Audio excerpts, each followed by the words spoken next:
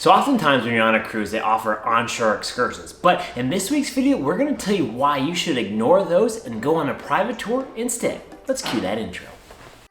What's up YouTube? Trevi from the Adventure Buddies, the modern travel family, bringing you another video filled with tips, tricks, and inspiration to make sure you maximize your next family adventure, like we always do here at the Adventure Buddies. So one of the things we love most about private tours is they're customizable. So it's whatever you want to do on your time schedule, anything you want. And so particularly for this cruise and these excursions, it was great as we had 2 kids, so we really got to tailor the adventure to our level, right? So making sure that we had enough mix of history plus the needed adventure.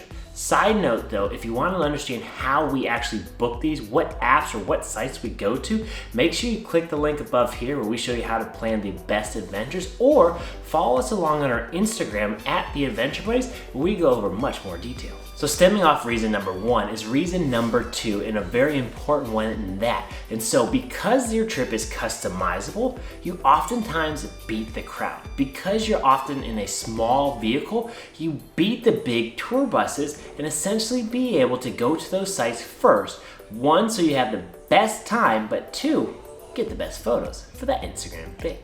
So speaking of photos, your driver can be your own private photographer. So any of those amazing sites that you want with your family or fun photos, your driver is your photographer. And so rounding out our list is number 4, probably the most important. And believe it or not, these prices for the private tours and the cruise line tours are actually the same price. Yes, you heard me right. So believe it or not, our 9-day cruise to the Mediterranean Sea, we did all private tours, and they were all the exact same price as what Norwegian Cruise Line was offering. So one caveat though that's against the private tours that you need to be fully aware of, because there is some risk, is that you have to make sure that you are back on the boat at the exact time before the departure, or else the cruise ship leaves without you. And so we had actually 2 incidents, and I'll let you watch here in a second, where we were minutes away from being left behind.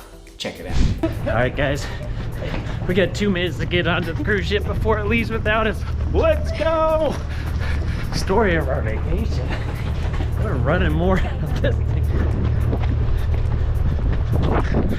Benefit of traveling with 2 children, send them on ahead to stop the boat from leaving us. Let's go.